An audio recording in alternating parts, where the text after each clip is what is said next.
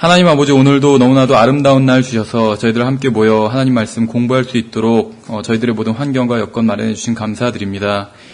주님, 저희들이 하나님의 말씀을 하나하나 더 알아갈 때마다 더욱더 영적으로 성장하고, 또 저희들이 영적으로 성장하는 것이 단지 저희들만을 위한 것이 아니라 다른 지체들에게 덕을 끼치고 또 도움을 줄 수 있도록 주님 인도해 주시기 원합니다. 저희들이 하나님의 말씀을 단순히 진리를 알고 있다고 해서 교만한 것이 아니라, 교만해서 또한 다른 사람들을 정죄하거나 판단하는 것이 아니라 다른 사람들에게 유익을 끼치고 또 정말 주님께서 원하시는 대로 그런 온유의 영으로 진리를 전파할 수 있도록 주님 저희들의 모든 것들을 붙들어 주시기 원합니다. 주님, 저희들이 특별히 표적으로서의 방언에 대해서 공부하기를 원합니다. 주님께서 지혜로 임해주시고, 또한 주님께서 각 세대마다 뜻하신 하나님의 뜻이 무엇인지 저희들이 온전히 알 수 있도록 인도해 주시기 원합니다. 주님, 함께 공부하기를 원하나 사건이 여의치 않아서 또 몸이 아픈 가운데 있기 때문에 이 자리에 함께하지 못하는 지체들도 있습니다. 주님께서 그 지체들도 어루만져 주시기 원합니다. 주님, 감사드리며 우리 주 예수 그리스도 이름으로 기도드렸습니다. 아멘. 예, 프린트물이 지금 지난 시간에 나눠드린 걸 보시면 되는데요. 안 가져오신 분들을 위해서 제가 다시 3과를 뽑았습니다. 그래서 아마 오늘은 3과 내용을 대부분 나갈 것 같습니다. 프린트물이 좀 제가 양이 많잖아요. 이제 어떤 분들은 강의의 질이 안 좋으니까 양으로 승부하는 게 아니냐, 이렇게 생각하시는 분들이 계신데, 맞습니다. 그래서 지금 이제 양을 앞으로는 좀 이렇게 줄이려고 합니다. 줄이고 대신 강의의 질을 높이는 방법으로 가야 되는데, 양만 줄으면 또 의미가 없겠죠. 예, 그래서 지금 가능하면 이렇게 성경 구절 같은 거 막 적기 바쁘지 않게 성경 구절 같은 거랑 핵심적인 말만 이렇게 프린트물에는 표시를 하고요. 나머지는 이제 강의를 통해서 이렇게 전달을 하겠습니다. 그리고 다시 나중에 좀 정리된 내용을 웹진이나 이런 데 다 올리도록 하겠습니다. 예, 그리고 이제 시험은 저희가 이제 마지막 시간에 보거든요. 근데 이제 마지막 시간이 1시간 반이잖아요. 그래서 1시간 동안 정리를 하고 30분 동안 시험을 볼게요. 그래서 항상 제가 프린트물을 많이 드리니까 이 시험 공부하기가 힘드시다는 거예요. 다 읽기가 너무 많아서. 그래서 그냥 평소에 쭉 공부하시는 대로 수업에 참여해서 보시면 되고, 시험 공부를 위해서 마지막 시간에 1시간 동안 총 정리할 때 보시면 돼요. 거기서만 문제를 OX로 20문제를 낼 거니까 따로 공부를 안 하시셔도 되고, 이 총 정리된 다 처음부터 끝까지 요번 학기 공부한 걸 다 정리한 프린트물은 시험 있기 한 주 전에 나눠드릴게요. 예, 그래서 오늘은 보시는 대로 이제 사도들의 표적으로서의 방언에 대해서 보고, 이제 그 다음 과가 고린도전서에 나온 방언입니다. 그래서 이제 방언에 대해서 나온 게 대부분이 사도행전에서 나오고, 그러니까 이제 마가복음에서 방언의 은사를 주실 것이다, 이런 약속을 하시고, 그리고 나서 이제 사도행전에서 실제로 방언의 은사가 어떻게 발휘되는가, 이런 모습이 이제 드러나게 됩니다. 그리고 이제 방언을 잘못 사용한 예가 나오는 것이 바로 고린도전서예요. 그래서 여기 외에는 방언이 거의 등장하지 않습니다. 그래서 우리가 이 부분을 좀 집중적으로 이번 시간과 다음 시간에 걸쳐서 살펴보도록 하겠습니다. 그리고 이제 그 다음 과가 영 안에서의 죽음이라는 과인데요. 지금 저희가 이제 은사주의에 대한 것은 제임스 낙스 형제님이 쓰신 표적, 이적, 기적이란 책이 있습니다. 그래서 5과로 이루어졌는데 그 과를 제가 요약해서 지금 공부하고 있는 것인데, 이 영 안에서의 죽음이라는 것은 사실 무슨 말인지 잘 모르시는 분들이 있을 거예요. 이게 이제 한 10여 년 전에 비냐드 운동이라는 그런 운동이 있었는데, 아마 캐나다에서 많이 유행을 했던 은사주의 운동이었을 겁니다. 이것은 좀 약간 다른 은사주의 운동과는 좀 다른 양상을 띠어요. 그래서 은사주의 운동 중에서도 좀 약간 뒤에 나타난 그러한 운동이라고 볼 수 있는데, 우리나라에서도 잠깐 유행하다가 지금은 거의 들어가 버렸습니다. 근데 이제 이 책에 나와 있는데, 저희가 이제 이것을 통해서 지금 그러니까 이런 영 안에서의 죽음을 주장하는 은사주의자는 제가 생각할 때 우리나라에 거의 없어요.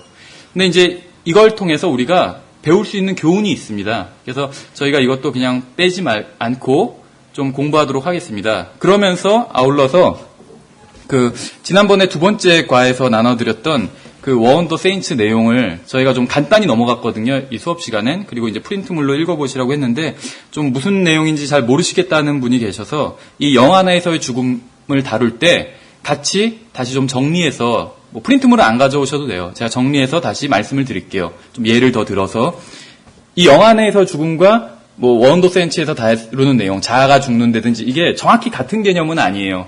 근데 이제 그 자기의 전제를 내어줘서 그리스도인이 수동적인 상태에 들어가고 그래서 마귀가 들어와서 역사하게 되는 이런 것과는 좀 서로 관련이 있습니다. 그래서 저희가 이제 영하나에서의 죽음을 다룰 때 이런 부분을 묶어서 설명을 드리고 그 다음 과는 신유에 대한 것입니다. 질병과 신유, 질병과 병고침에 대한 것이에요.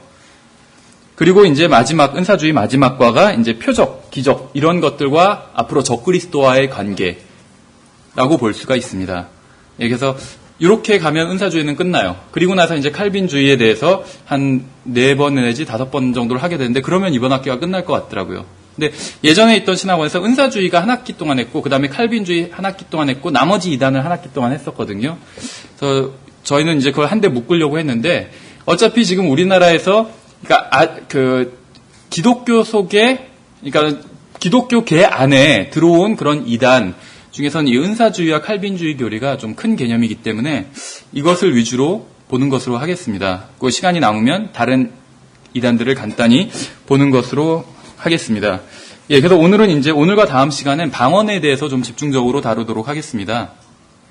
우리가 이제 프린트물을 나중에 보시면 아시겠지만 사실 방언에 대한 주장이 은사주의자들이 주장하던 것이 과거에는 굉장히 강경했어요. 그래서 무슨 말이냐면 방언을 받지 않은 사람은 구원받은 사람이 아니다 이런 식으로 얘기를 했었어요. 그러니까 처음 그 은사주의가 들어와서 은사주의가 과거 7, 80년대에 굉장히 크게 번창했거든요. 그리고 지금은 어떤 의미에선 한물 같다고 표현할 수도 있고 또 다른 의미에선 다른 형태로 변질됐다고 볼 수도 있어요. 무슨 말이냐면 과거에 이제 은사주의가 들어와서 막 흥왕할 때는 그 방언에 대해서 굉장히 강경한 입장을 취하면서 그러니까 방언을 받지 않는 사람은 구원받은 사람도 아니다 이렇게 굉장히 강경하게 얘기했다가 그 다음에는 시간이 지나고 나선 좀 그것이 수그러들었어요. 그래서 방언을 받지 않은 사람들도 구원받은 것이긴 하지만 예를 들면 성령의 능력은 전혀 없는 사람이다 이렇게 변한 거예요. 과거에 안식교회에서 안식일을 지키지 않으면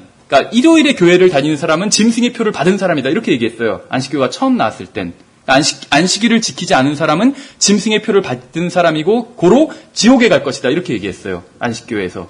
근데 그 입장이 점점 약화되던 지금 안식교회의 입장은 안식일을 지키지 않으면 주님이 기뻐하지 않으실 것이다 이렇게 바뀌었어요. 상당히 약화된 거죠.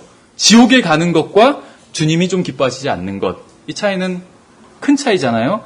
그것처럼 은사주의자들이 지금 방언에 대해서 하는 얘기도 좀 많이 약화가 됐다고 볼 수가 있습니다. 그것이 이제 은사주의의 어떤 그 퇴보라고 볼 수가 있겠죠. 그래서 우리나라에서도 그렇고 약간 좀 한물간 그런 형태라고 볼 수가 있어요. 은사주의가. 근데 이제 은사주의가 다른 형태로 변형됐다는 것은 무슨 말이냐면 그럼에도 불구하고 아직 그 과거 은사주의의 영향을 받은 많은 기독교인들이 방언을 하는 사람들이 굉장히 많아요. 아마 여러분 주위에도 방언하는 사람 쉽게 떠올릴 수 있을 거예요. 교회 다니는 사람 치고 좀 열심히 있는 사람들은 방언을 하는 경우가 종종 있다는 거예요. 그래서 이 방언의 문제가 그러니까 은사주의가 우리나라에선 또 세계적으로도 한물 갔음에도 불구하고 이 방언의 문제가 여전히 남아있다는 것입니다. 그러면 어떤 식으로 이 방언의 문제가 변질돼 버렸냐면 예전에는 은사주의자들만 방언을 했어요. 우리나라식으로 얘기한다면 순복음교회나 이런 은사주의 성향이 강한 교회에서만 방언을 했습니다. 근데 지금은 장로교인도 방언해요. 감리교인도 방언해요. 성결교인도 방언해요. 다 방언을 해요. 예전에는 이런 교단들이 방언에 대해서 좀 반대인 입장이 있었어요. 그러니까 반대인 입장은 무엇이냐면 그러니까 은사주의자들이 하는 방언에 대해서 우리도 성경적으로 이것을 이제 살펴볼 것인데 이것이 분명히 은사주의자들이 하는 방언은 잘못되었다는 것을 우리도 알고 있고 또 그러한 입장에선 은사주의자들이 하는 방언은 잘못됐다 해서 반대에서는 입장에 서 있죠, 우리도. 근데 과거의 장로교회 이제 좀 보수적인 교단에선 성경적인 그러한 이유는 들지 못한 채 그냥 교회 내에서 방언만 금지시켰었어요. 그래서 제가 과거에 다니던 처음 구원받고 3년간 장로교회에 다녔었는데 그 보수적인 교단이었거든요. 우리나라 고신측. 거기서 또 고신측이 배교했다고 해서 나온 그런 교회였어요. 그래서 굉장히 보수적인 나름대로는 그런 교회였는데 교회에서 이제 새벽 기도의 시간이나 이렇게 기도를 이제 말씀을 새벽 기도의 시간에 한 20-30분 말씀을 증거하잖아요, 보통 이제. 그리고 이제 새벽 기도를 하는데 어떤 분은 막 방언을 해요. 그러면은 앞에서 목사님이 방언은 좀 자제해달라고 이렇게 말씀을 하셨었어요. 그러니까 성경적으로 왜 잘못되었는지 이렇게 알려주진 못했어요. 모르니까. 그렇지만 어쨌든 간에 좀 잘못되었다 이렇게 생각을 가지고 해서 방언을 자제시키는 그러한 경향이 있었는데 지금도 보수적인 교단들에서 뭐 자제시킬진 공적인 예배에서 자제시킬진 모르지만 어쨌거나 지금은 장로교회나 어떤 감리교회나 성결교회나 심지어 침례교회에서도 방언을 하는 교회들이 너무나도 많아졌다는 거예요. 그 교회 공식적인 자리에선 방언을 안 할지 몰라도 어떤 성도들 개인이 방언하는 것에 있어서는 뚜렷한 반대를 하지 못하고 있다는 것입니다. 근데 문제는 무엇이냐면 심지어 로마 카톨릭에서도 방언을 해요. 거기서 끝나는 것이 아니라 모든 종교가 다 근본주의가 있고 그러니까 어떤 그 종교의 경전이 있잖아요. 기독교 같으면 성경, 무슬림 같으면 코란이 있겠죠. 그래서 모든 종교가 근본주의가 있어요. 그 경전 위주로 신앙생활을 하는. 그리고 자유주의가 있어요. 기독교에도 자유주의가 있죠. 그리고 은사주의가 있어요. 회교도도 은사주의가 있어요. 불교도 은사주의가 있고. 그런데 대부분의 종교의 은사주의는 방언을 한다는 거예요. 그럼 결국 이것이 어떻게 되냐? 교리적으로는 서로 납득시킬 수가 없어요. 장로교회와 감리교회는 교리적으로 화합을 할 수는 없어요. 왜냐하면은 장로교회는 칼빈주의를 믿고 예정론을 믿고 자유의지가 없다고 믿고 감리교회는 그걸 다 부인해요. 그러면서 자유의지가 있다고 믿고 그 대신 구원은 또 잃어버릴 수 있다고 믿어요. 교리적인 면에 있어서는. 그러니까 교리적으로 완전히 반대되는 입장을 가지고 있다는 것이에요. 그러니까는 교회 일치를 하기 위해서 교회 일치 운동이 지금 일어나고 있잖아요. 교회 일치 운동이라는 것이 무엇이냐면 다른 말로 하면 반종교개혁 운동이거든요. 과거에 로마 카톨릭이 많은 사람들을 그 카톨릭 안에 잡아두고 있었죠. 근데 거기서 로마 카톨릭이 잘못됐다는 걸 깨달은 일련의 사람들이 종교개혁으로 이제 뛰쳐나온 거죠. 그래서 그것을 다시 돌리기 위한 것이 이제 반종교개혁 운동인데 그것이 역사적으로는 여러 가지 형태로 일어났는데 지금은 이제 그것이 에큐메니칼 운동, 그래서 교회 일치 운동으로 이어지고 있다는 것입니다. 그런데 그 교회 일치 운동을 하기 위해서는 교단끼리 서로 화합을 해야 되는데 교리적으로 너무나도 다르다 보니까는 화합할 수 있는 어떤 그 건덕지가 그야말로 너무 적다는 거예요. 약하고. 그런데 가만히 보니까는 방언이란 건 자기 주관적인 체험이잖아요. 그래서 방언을 하는 사람들은 그게 기분이 너무 좋고 하나님과 막 직통하는 것 같고 저는 방언을 해본 적이 없지만 가만히 관찰해 보면 방언을 해본 적이 없지만 방언을 갈구했던 적이 있어요. 한때는 막 방언을 달라고 막 불러지셨던 적이 있었는데 굉장히 기분이 좋고 막 하나님과 가깝게 교제하는 것 같고 방언을 하면 그런 느낌이 있나 봐요. 그러니까 그 경험이 그 체험이 너무나도 소중한 거죠. 방언을 하는 사람에게 있어서는 방언을 하는 그 체험이. 그래도 방언을 포기하지 못하는 거예요. 그건 인간적으로 이해는 좀 되더라고요. 그런데 자기도 그런 체험이 있는데 다른 사람도 그런 체험이 있다면 서로 통하는 게 있어요. 그렇죠. 그래서 이 방언이 교회 일치 운동의 하나의 어떤 촉매제로 작용을 하고 있다는 것이에요. 그래서 은사주의자들의 어떤 은사주의라는 것이 지금 와서는 굉장히 퇴보하고 퇴색해버렸는데 방언 같은 건 오히려 다른 용도로 마귀가 사용하고 있다는 것입니다. 그래서 이 방언이라는 것이 당연히 성경적으로 봤을 때, 그러니까 지금 우리가 방언이라는 말을 하는 것은 은사주의자들이 말하는 방언에 대해서 얘기하고 있는 것인데 하나님의 성령에 의한 것은 아니에요. 우리가 이제 이것을 성경을 통해서 살펴볼 것입니다. 그럼 무엇에 의한 것이냐면 인간의 영과 또 더러운 영에 의한 것이에요. 그래서 그것은 한번 성경을 하나하나 찾아보면서 살펴보도록 하겠습니다. 예를 들어서 프린트물을 보시면 이제 2번부터 사도들의 표적으로서의 방언, 여기가 이제 본문입니다. 그래서 여기에 보시면 2번에 보시면은 이 방언 문제는 기독교에서 굉장히 큰 부분을 차지하고 있습니다. 오늘날. 그래서 심지어 어떤 사람들의 신앙은 전부 이 방언에 기반을 두는 경우도 있어요. 그래서 성경을 잘 모르고 하지만 방언으로 예를 들면 기도하고 이런 것이 신앙에 있어서 굉장히 큰 부분을 차지하고 있는 것이요. 이런 사람한테 방언이 잘못된 것이다. 성경적인 의미에서 이런 얘기를 하면 당연히 받아들일 수가 없겠죠. 그래서 이 방언이라는 것이 의외로 기독교계의 많은 그리스도인들에게 영향을 미치고 있습니다.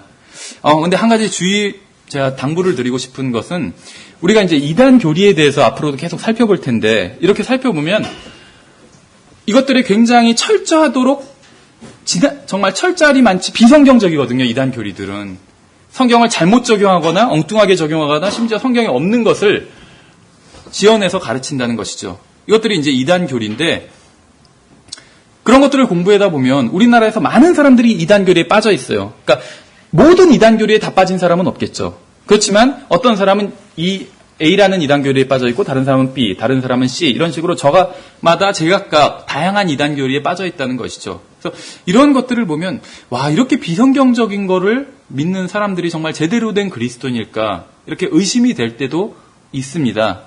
제가 드리고 싶은 말씀은 무엇이냐면 그럼에도 불구하고 그 사람들이 성경을 모르기 때문에 그 영적으로 성장하지 못했기 때문에 그리고 더 근본적인 원인은 제대로 가르쳐주는 사람이 없었기 때문에 제대로 성경을 배우지 못한 것이에요. 그래서 제대로 영적으로 성장하지 못한 것이죠.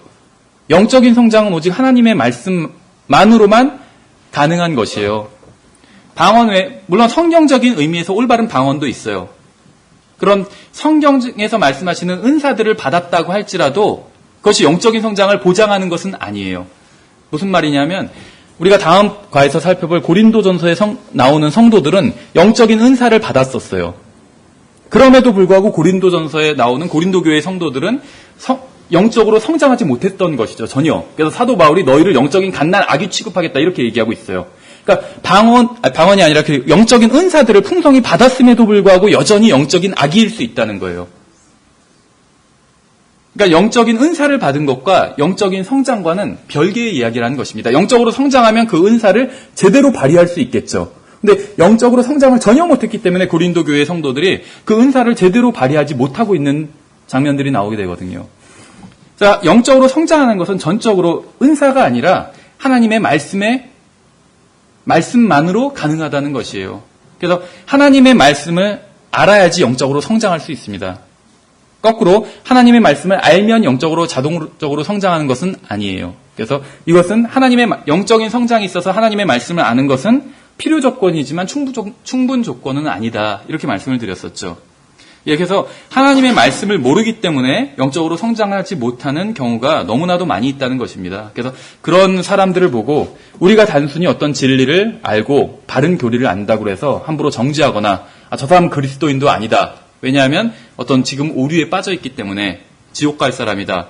저 사람이랑은 상종을 말아야지. 이런 식으로 할 수는 없다는 것이에요. 그래서 첫 시간에 말씀드렸던 것처럼 우리가 바른 성경을 안 것도 하나님의 은혜고 구원받은 것도 하나님의 은혜고 바른 교리를 안 것도 하나님의 은혜예요. 구원받고 바른 성경을 알고 바른 교리를 알고 이것들 중 어느 것도 우리가 잘나서 그렇게 된 것은 없다는 것이에요. 그냥 하나님께서 은혜로 알려주셨다는 것이요. 바른 성경이 없었다면 우리가 아무리 찾아도 모든 서점을 다 뒤져도 결국 만날 수가 없어요. 그러니까 하나님께서 바른 성경을 예비해 두신 거죠. 은혜로. 마찬가지로 바른 교리라는 게 존재하지 않는다면 그 아무리 성경을 공부해도 바른 교리를 결코 알 수 없다면 우리는 바른 교리를 알 수 없는 거예요. 그러니까 결국 다 이 모든 것이 우리가 누리고 있는 모든 것이 하나님의 은혜라는 것이죠. 그래서 다른 그리스도인들을 함부로 판단하거나 그러니까 오류에 빠진 그리스도인이라 할지라도 정죄하거나 이러면 안 된다는 것입니다. 예, 그래서 많은 사람들이 이제 방언의 신앙의 기반, 그러니까 꼭 여기서 우리가 이제 방언에 대해서 살펴보기 때문에 방언이라고 얘기하지만 사실 이제 체험에 신앙의 기반을 두고 있는 것이에요. 그러니까 지극히 주관적인 것에 신앙의 기반을 두고 있는 것이죠. 변할 수 있는 것이에요. 주관적인 것은. 그런데 이 방언에 대한 것이 사실은 굉장히 논쟁적입니다. 그래서 우리가 지난 시간에 봤던 것처럼 이 서문에서 봤던 것처럼 기독교계에서 지금 가장 논쟁적인 부분은 이 성경에 대한 것이에요. 성경. 그리고 두 번째로 논쟁적인 것이 바로 이 방언에 대한 것입니다. 그래서 이 방언에 대한 그 견해가 굉장히 대립하고 있는 것을 볼 수가 있어요. 물론 많은 사람들은 관심 없는 그런 부분일 수도 있는데 항상 어떤 일이든지 교회 내에서건 아니면 기독교계에서건 이슈가 되면 그 일에 대해서 지지하는 사람이 있고 그 일에 대해서 반대하는 사람이 있고 상관없어 하는 사람이 있어요. 세 부류로 나뉘더라고요. 근데 방언에 대해서도 마찬가지라는 거죠. 방언은 성령의 은사고 방언을 하는 사람은 능력 있는 신앙생활을 할 수 있는 사람이고 주님과 바로 직통으로 통할 수 있는 사람이고 성령 안에서 기도할 수 있는 능력을 가진 사람이다. 이렇게 믿는 사람이 있는 반면 방언은 성경에서 말씀하시는 방언은 그런 것이 아니고 언어일 뿐이고 그런 은사주의자들이 하는 방언은 더러운 영에 의해서 하는 것이다. 이렇게 주장하는 사람들도 있다는 것이죠. 그래서 굉장히 방언이 논쟁적인 부분이라고 우리가 볼 수가 있습니다.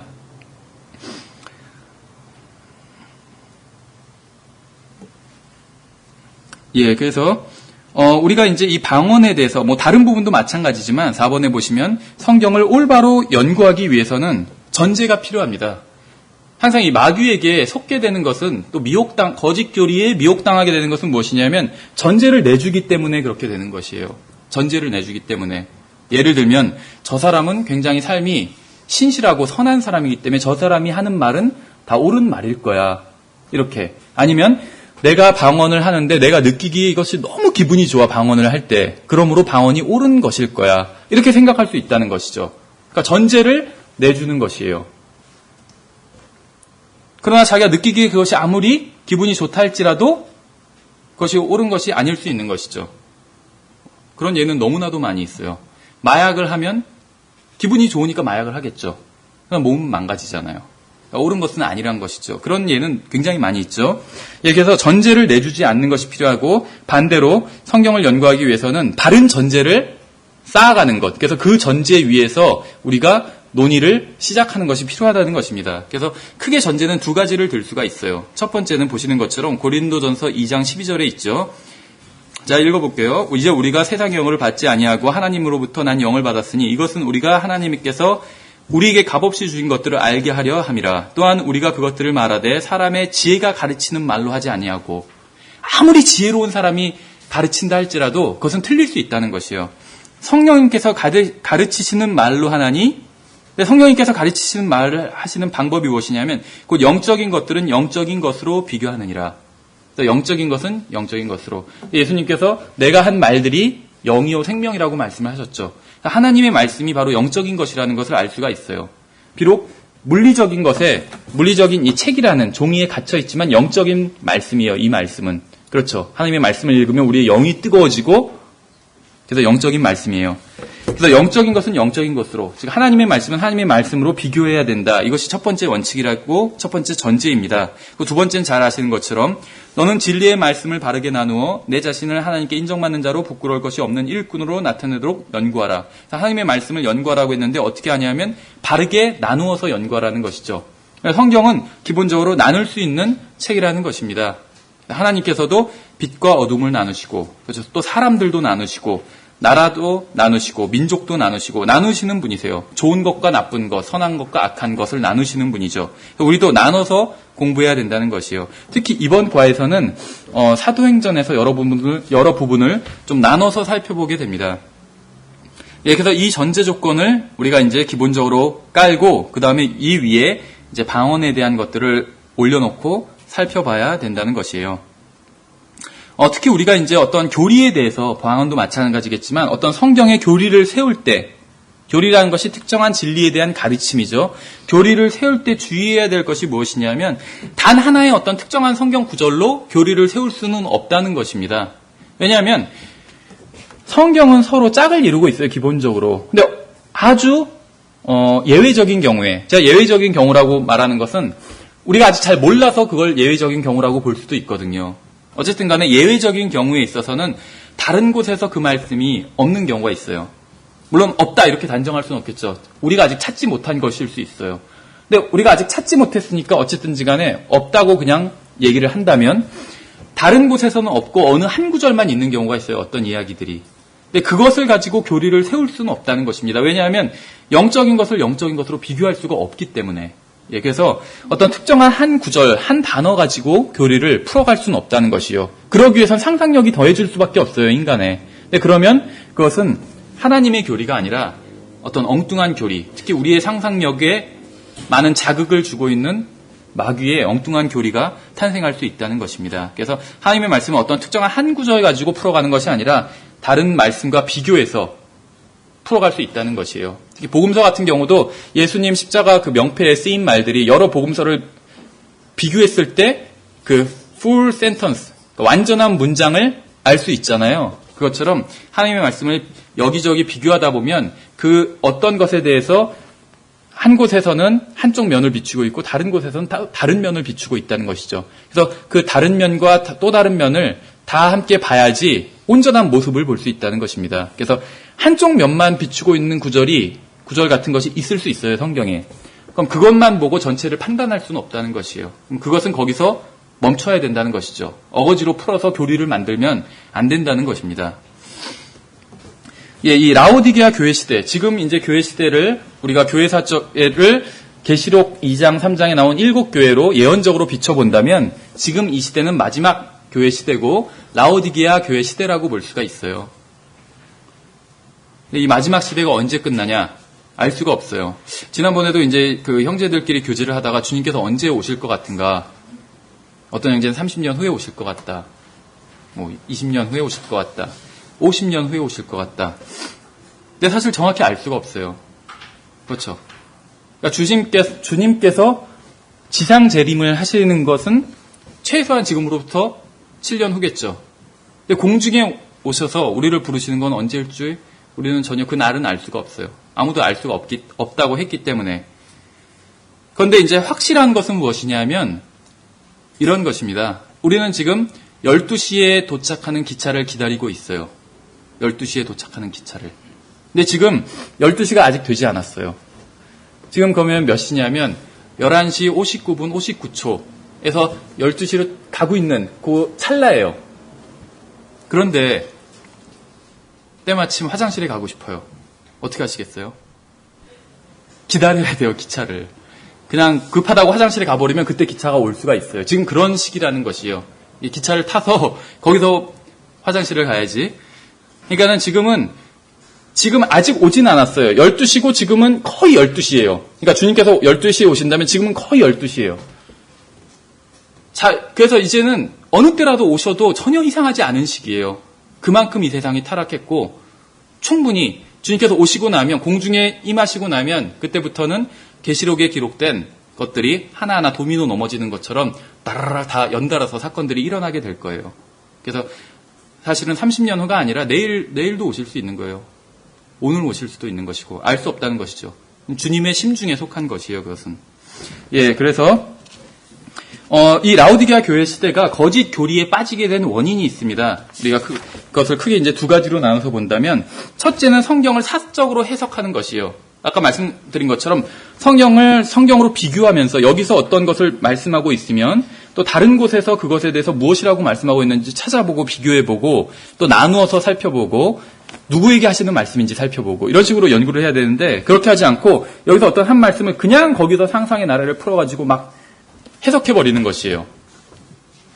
그렇게 하면 그것은 사적인 해석인 것입니다. 그러니까 성경을 성경으로 해석하지 않고 자기 생각과 상상과 또 자기 지혜와 경험과 자기가 본 것들, 뭐 이런 것들로, 뉴스에서 본 것, 이런 것들로 막 풀어버려요. 사적으로 해석한 것이에요. 예를 들면 어떤 사람은 계시록에서 헬리콥터가 나온다고 그렇게 얘기하는 사람도 있어요. 소련이 나오고 미국이 나오고 뭐 그런다고 하는 사람이 있어요. 계시록에선 소련도 안 나오고 러시아도 안 나오고 헬리콥터도 그런 거 안 나와요, 계시록엔. 그렇죠. 근데 어떤 특정한 것을 자기가 그런 식으로 막 해석해버리는 것이에요.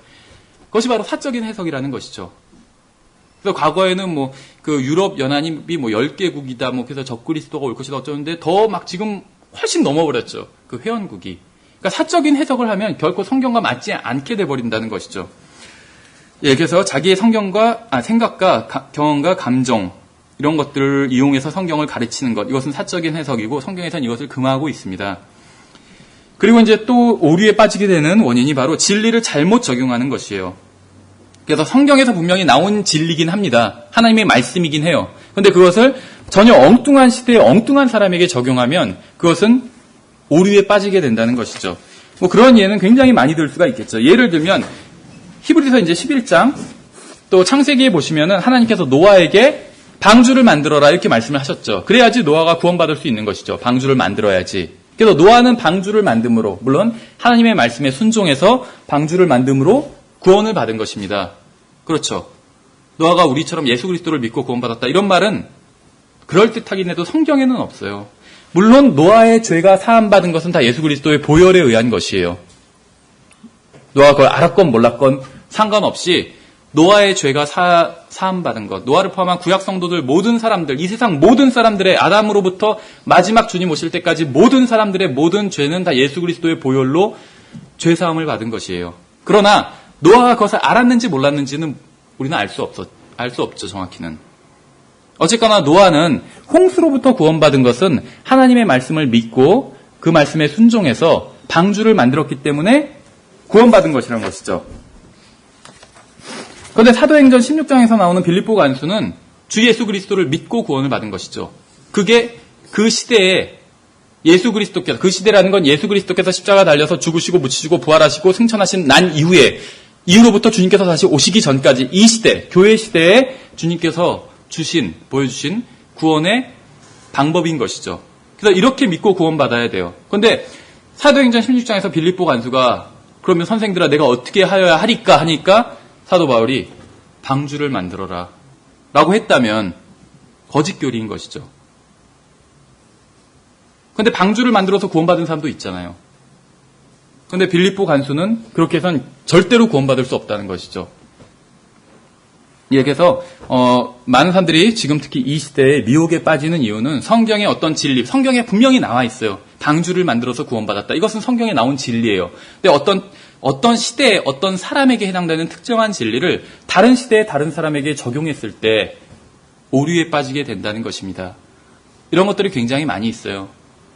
율법이라는 것은 구약시대에 유대인들에게 주신 하나님의 명령입니다. 근데 이것을 신약시대의 교회에서 지키려고 하면 오류에 빠지게 돼 있어요. 아까 말씀드렸던 것처럼 안식교 같은 경우에 율법을 지키고 십계명을 지키려고 하잖아요. 안식일을 지키고 십계명이 신약 성경에서 반복이 되긴 합니다. 그런데 하나가 빠져요. 십계명 중에서. 무엇이냐면 바로 안식교인들이 목숨 걸고 지키려고 하는 그 안식일이에요. 그런데 안식일을 지키려고 한다는 것이죠.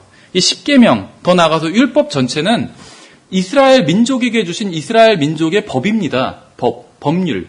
그러니까 율법 하니까 이게 뭐 특별히 종교적인 의미가, 물론 종교적인 의미가 없을 수가 없어요. 재정일치의 신정 통치 국가였기 때문에 이스라엘이. 그런데 율법이라고 하니까 뭐 종교적인 어떤 그런 것만 생각을 하는데 전혀 그런 것만 있는 것은 아니라는 것이에요. 마치 우리나라의 민법, 형법, 헌법 이런 거나 마찬가지라는 것이에요. 율법이. 이스라엘 백성들에겐 율법이 민법이고 헌법이고 형법이에요. 그 율법 안에 헌법적인 요소도 있고 민법적인 요소도 있고 형법적인 요소가 다 들어가 있어요. 이스라엘에게 주신 율법 안에. 그래서 이것은 이스라엘 민족과 관련된 것이지 어떤 그 신약 성도가 지켜야 되는 교회와 관련이 있거나 구원과 관련이 있는 것은 전혀 아니라는 것이죠. 그래서 성경에서 분명히 나온 진리, 율법도 진리예요, 분명히. 근데 이것을 이스라엘 민족에게 주셨는데 어떤 국가에게 주신 건데 이것을 개인이 이것을 자기에게 적용하려고 하면 엉뚱한 결과가 일어나게 되고 결국 미혹에 빠지게 된다는 것입니다. 예, 그 7번에서 마태복음 11장 13절에서 율법과 선지자는 침례 요한까지라고 이렇게 말씀하고 있습니다. 그러므로 이 침례인 요한의 시기가 굉장히 좀 과도기적인 시기라는 것을 알 수가 있어요. 그러니까 무엇인가 크게 변환되는 시기다 이것을 알 수가 있다는 것이죠. 침례 요한의 사역은 예수 그리스도의 지상 사역까지 이어집니다. 그래서 침례 요한이 전파했던 메시지를 보시면 예수 그리스도께서 증거하셨던 메시지와 상당히 유사해요. 그럼 그것만 유사한가 하면 아니고 사도행전 2장에서 이 사도들이 이제 성령의 은사를 받고 다른 타 언어들을 말하는 진정한 의미에서의 성경에서 말씀하시는 방언의 은사를 받게 되죠. 그리고 각국에서 모인 유대인 자기 형제들에게 민족 동포들에게 메시지를 전하게 되죠. 근데 이 메시지를 우리가 나중에 살펴보겠지만 가만히 보시면 침례인 요한의 메시지 또 예수님께서 지상사역 때 하셨던 메시지와 상당히 유사합니다. 지금 우리가 알고 있는 신약 성경의 복음과 유사한 것이 아니라 예수 그리스도께서 승천하시고 난 이후인데 사도행전 2장은 그럼에도 불구하고 침례인 요한과 예수 그리스도의 메시지와 유사하다는 것이에요. 왜 그러냐 하면 우리가 살펴보겠지만 전환기적인 시기였기 때문에 그렇습니다. 우리가 이 문제에 대해서는 앞으로 계속 여러 번에 걸쳐서 살펴볼 것입니다.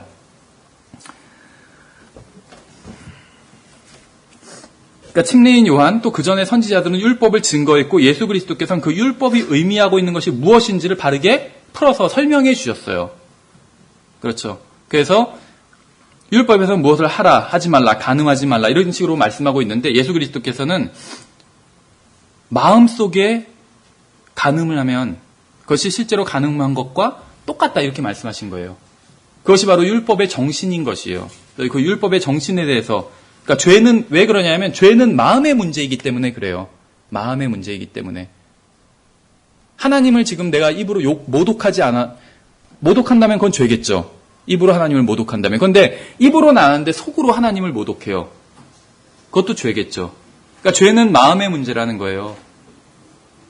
일반적으로 보통 사회에서는 마음속으로 생각하는 건 처벌하지 않거든요.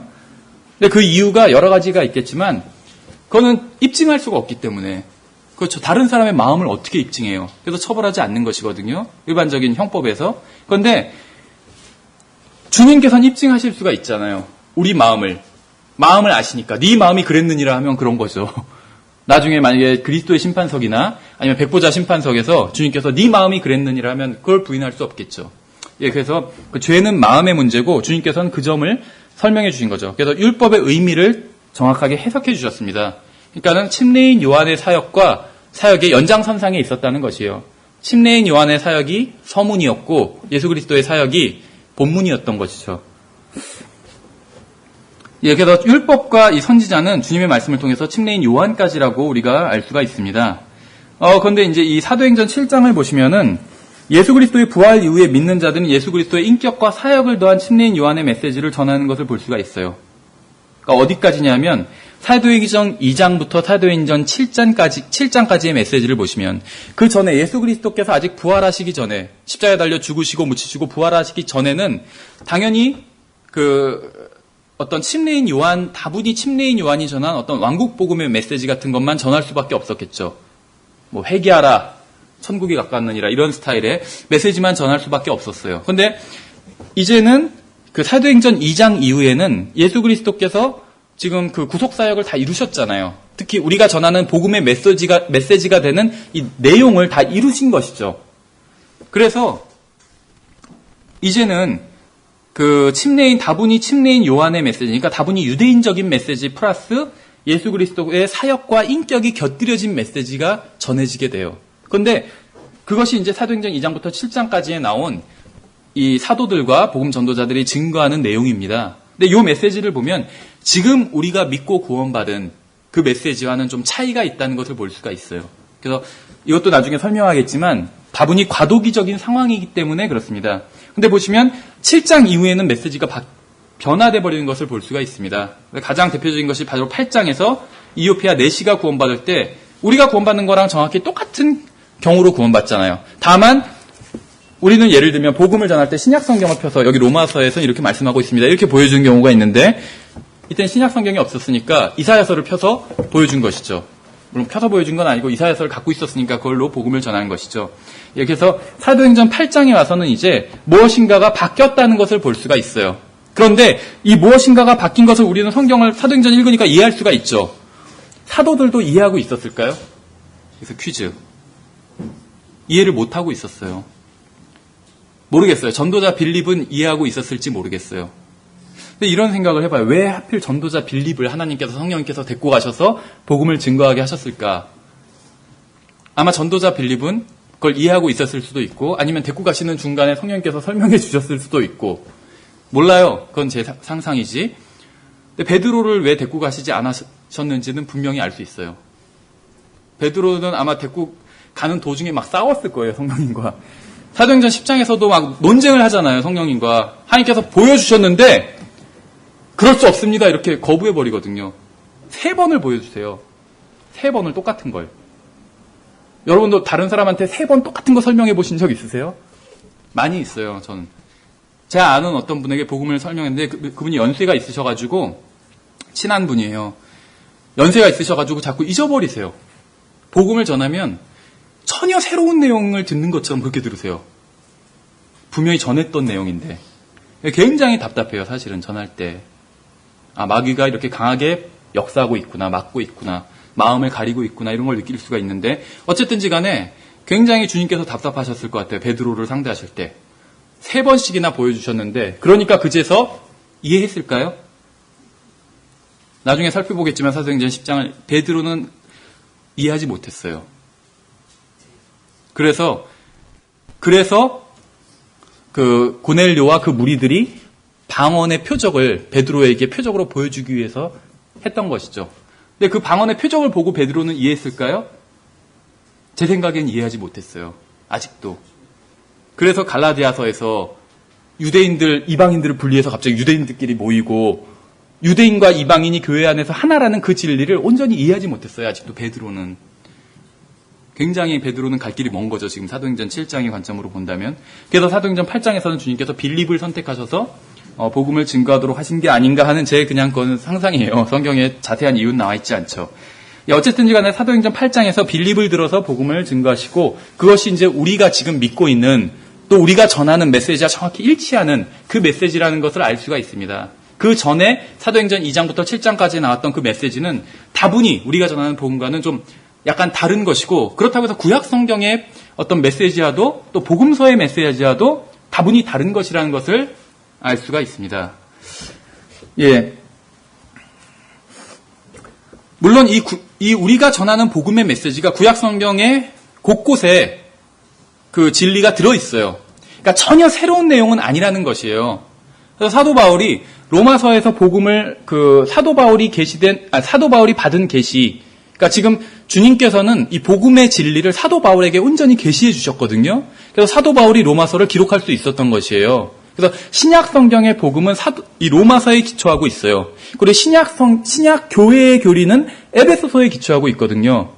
그러니까는 신약 성경의 복음과 신약 교회의 교리를 사도행전 위에 세우려고 하는 것은 굉장히 어리석은 일입니다. 지난번에 말씀드렸던 것처럼 섬이 있고 땅이 있고 육지가 있고 다리가 있고 육지가 있고 다리가 있고 이런 곳이 있다면 그 육지 위에다가 집을 세워야지 다리 위에다가 집을 세우려는 것과 마찬가지예요. 사도행전은 전환기적인 책이라는 것이죠. 복음에 있어서도 그렇고 교회에 있어서도 다분히 그런 모습을 보이고 있어요.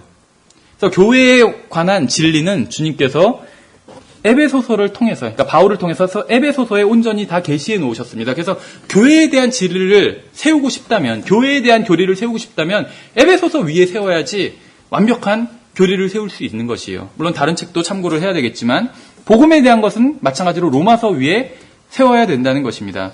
근데 로마서에서 사도 바울이 복음에 대해서 설명할 때 어떻게 보면 유대인들 중에 성경을 잘 모르는 사람들은 이 복음이 새로운 것이 아닌가 이렇게 생각할 수가 있어요.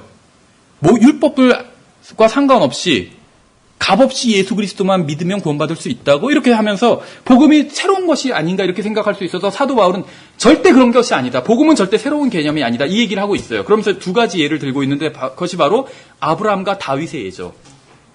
아브라함도 행함이 전혀 없이 구원받았잖아요. 그것이 바로 복음이 말씀하고 있는 것이죠. 그래서 복음은 행함이 전혀 없어도 구원받을 수 있다 했더니 자기 의에 사로잡힌 유대인들은 굉장히 어색해요. 행함이 전혀 없어도 하나님 앞에 전혀 내세울 게 없어도 구원받을 수 있다고 의아시하니까 사도 바울이 예를 드는 것이 바로 아브라함이에요. 행함이 전혀 없어도 구원받을 수 있다. 봐라 아브라함을 봐라. 그리고 또 그래도 못 받으니까 봐라 또 다윗을 봐라. 다윗도 전혀 행함이 없어도 불법들이 다 가려지지 않았냐. 그래서 로마서에서 복음을 증거하고 있다는 것이죠. 구약 성경의 예를 들어서 복음을 증거하고 있는 것이에요. 그래서 구약 성경에는 곳곳에 복음이 들어가 있습니다. 우리가 잘 아는 것처럼 이사야서에는 굉장히 많이 들어가 있죠. 근데 다만 구약 성경에 그 복음이 들어가 있지만 이것을 구약 성도들이 알지 못했어요. 이것이 무엇을 의미하는지. 그래서 골로새서 1장 26절에선 이것은 곧 여러 시대와 여러 세대로부터 감추어졌으나 이제는 그분의 성도들에게 드러난 신비에 관한 것이라. 감추어져 있다는 것은 있다는 거예요. 아무것도 없는데 여기 감추어져 있어 이렇게 얘기할 수는 없죠. 그렇죠. 여기 아무것도 없는데 여기 100만 원이 감추어져 있어 이렇게 얘기할 수는 없어요. 100만 원이 실제로 있고 감추어 놓은 거예요. 그렇죠. 그게 감추어진 거예요.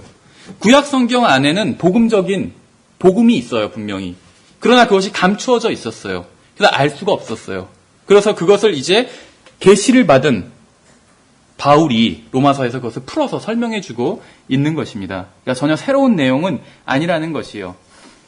그러나 어쨌든 간에 구약 성경에서 이것을 보편적으로 이 복음을 믿을 수는 없었겠죠. 아직 예수 그리스도께서 메시아께서 오시기도 전이기 때문에. 그래서 그 전의 상황과 이제 메시아가 오시고 난 후의 상황이 시대가 바뀌는 그 상황이 첫 번째고, 두 번째는 사람이 바뀌잖아요. 구약 성경에선 철저히 유대인 중심이었죠. 그래서 복음서는 위치가 신약에 있지만 교리적인 구약이라고 말씀을 드렸죠.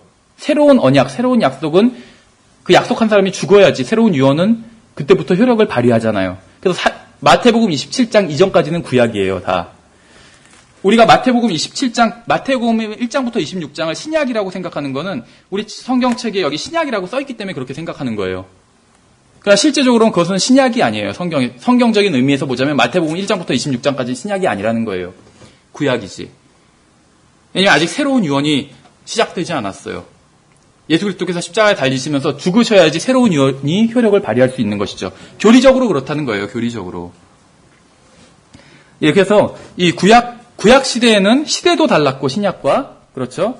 그래서 과도기적인 상황이라는 거예요. 지금 이 사도행전 앞부분이. 그리고 대상도 달랐죠. 구약 시대에는 철저히 유대인 중심이었잖아요. 그래서 마태복음에서도 이방인이 와서 주님께 무엇을 구하면 너는 아니다. 넌 대상이 아니다. 그래서 너는 자녀도 아니고 너는 개다. 가족이 아니라는 거예요. 대상이 달랐다는 것이죠. 그러니까 이방인도 그것을 인정을 하죠. 주님께. 주님이 단순히 시험하신 게 아니에요. 그것이 사실이기 때문에 말씀하신 것이에요. 주님이 시험하시려고 거짓말을 하신 게 아니에요. 사실은 이방인들도 다 백성인데 그냥 그 사람을 좀 시험해 보려고 너는 백성이 아니고 너는 자녀가 아니고 너는 개다. 이렇게 말씀하신 게 아니라는 거예요. 주님이 어떤 것을 입증하시기 위해서 거짓말을 하시는 분이 아니라는 거예요. 다만 사실을 말씀하신 것인데 다만 하나님의 창조물이죠.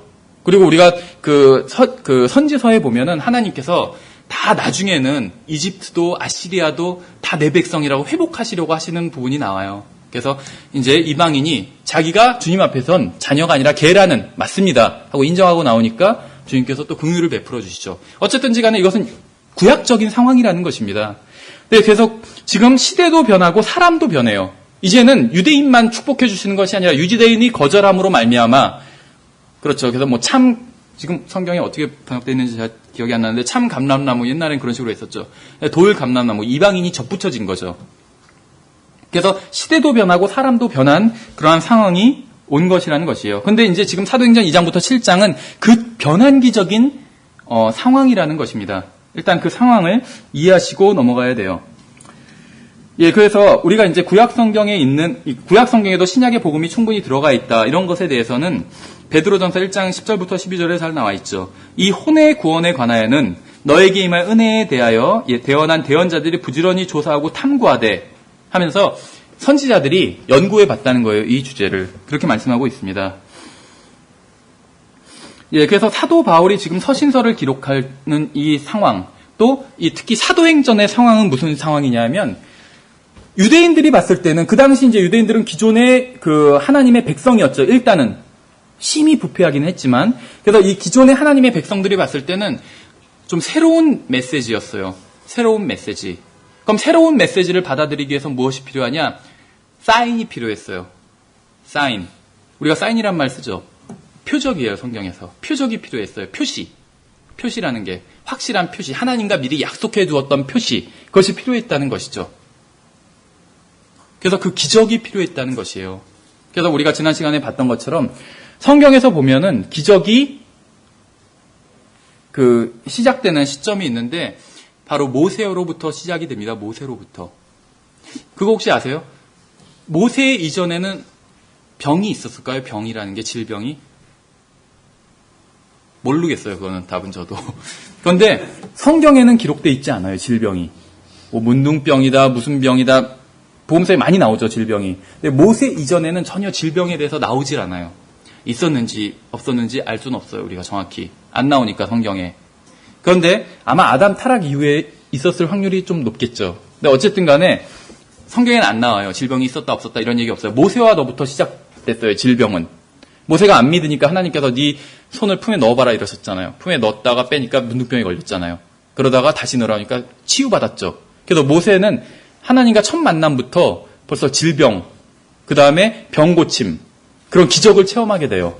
그래서 기적과 함께 시작한, 그러니까 이스라엘의 어떤 민족적인 것은 기적과 함께 시작하게 됩니다. 모세와 더불어. 그리고 여호수아까지도 그것이 전수가 됩니다. 어느 정도. 그래서 요단강을 건널 때 갑자기 강물이 멈춘다든지 기적이죠. 그래서 여호수아도 전수되다가 그로 오랫동안 나오지 않아요. 기적이. 굉장히 오랫동안 나오지 않다가 엘리야 때 다시 등장을 하게 되죠. 그래서 굉장히 능력 있는 기적을 펼칩니다. 엘리야가. 그리고 나서 엘리사가 그것을 또 물려받게 되죠. 더 능력이 있어요. 2배 더 능력 있는 기적을 펼치게 돼요. 근데 가만히 보면 모세, 여호수아, 엘리야, 엘리사 거의 한 세대간 기적이 지속되는 걸 볼 수가 있어요. 한 세대간. 그렇죠. 예수 그리스도께서, 그리고 엘리사 이후에 기적이 없어요. 성경에. 지난번에 말씀드린 것처럼 이사야, 말라기, 오바댜 이런 선지자들은 훌륭한 선지자였지만 기적은 전혀 행하지 못했어요. 그런 거 나와 있지도 않고. 그렇죠. 오히려 예레미야 사람들에게 어떻게 보면 왕따를 당하고 이랬지 무슨 기적을 행한 게 아니라는 거예요. 그래서 기적이 오랫동안 없다가 침례인 요한 때도 없다가 예수 그리스도와 더불어 다시 기적이 생기게 되었죠. 이스라엘 안에서 기적을 볼 수 있게 됐어요. 그리고 그 기적이 얼마간 지속하나요? 사도들까지 일단 한 세대는 지속을 해요. 그렇죠. 그래서 모세와 여호수아 한 세대 지속하고 기적이 엘리와 엘리사 한 세대 지속하고 예수 그리스도와 사도들 이렇게 한 세대 지속을 하게 됩니다. 다 계승자들이 지속을 하게 돼요. 그 기적을. 그리고 사라져버리게 됩니다. 그 능력이. 그러니까 이 세상에서는. 그런데 다 특징이 있어요. 왜 하나님께서 기본적으로 기적이 없는데 기적이라는 것은 일상적인 일에 반해서 특별한 일이죠. 굉장히. 제가 하늘을 날면 기적이에요. 그것은. 그렇죠. 하늘을 날지 못하기 때문에 보통 사람들은. 근데 다 하늘을 날아다녀요. 그럼 기적이 아니죠. 제가 하늘을 날아도. 그러니까 기적이라는 것은 일상적인 일에 대한 어떤 특별한 일의 성격이라는 것이 기적이 기본적으로. 근데 하나님께서 왜 그러면은 하나님께서 역사하신 방법은 항상 일상적인 일 위주예요. 항상. 그런데 어떤 순간엔 기적을 사용하실 때가 있다는 것이에요. 하나님께서. 근데 여러 가지 목적이 있겠지만 가장 근본적인 이유는 무엇이냐면 기적을 사용하시는 하나님의 그 목적이 어떤 것을 입증하기 위함입니다. 모세는 무엇을 상징하죠? 율법을 상징하죠. 엘리야는 무엇을 상징하죠? 선지자를 상징해요. 그래서 율법과 선지서에 기록된 것 같이 하면 구약성경 전체를 말하는 것이에요. 그럼 구약성경 전체의 대표자를 꼽아라 한다면 모세와 엘리야예요. 예수님께서 변화산에서 변화되실 때 나타난 사람이 모세와 엘리야잖아요. 구약성경의 대표자거든요. 그래서 이 둘이 나타난 거예요. 그래서 모세는 율법을 상징하고 엘리야는 선지자를 상징해요. 엘리야, 어떤 의미에선 엘리야가 첫 번째 선지자예요. 이상하다. 사무엘도 선지자였고 엘리야 전에도 선지자가 있었죠. 그런데 성경의 기록에 의하면 그 전 시대의 사람들은, 그러니까 이제 우리는 대언자라고 바꿨는데 과거의 성경에서 이제 선지자라고 했었죠. 프로펫을. 선지자 이전에 있었던 선지자는 사실은 성경에선 선견자라고 불렀어요. seers. 선견자. 그러니까는 프로펫이라고 부르지는 않았어요. 그래서 첫 번째 어떤 의미에서 프로펫은 엘리야라고 볼 수가 있습니다. 그래서 이 모세와 엘리야는 구약 성경 전체를 대표하고 상징한다고 볼 수가 있어요. 그래서 구약 성경이 신약 성경이 있기 전에는 구약 성경이 하나님의 말씀이었고 그것이 유대인들 하나님의 백성들의 삶을 지배하는 하나님의 법이었고 하나님의 말씀이었죠.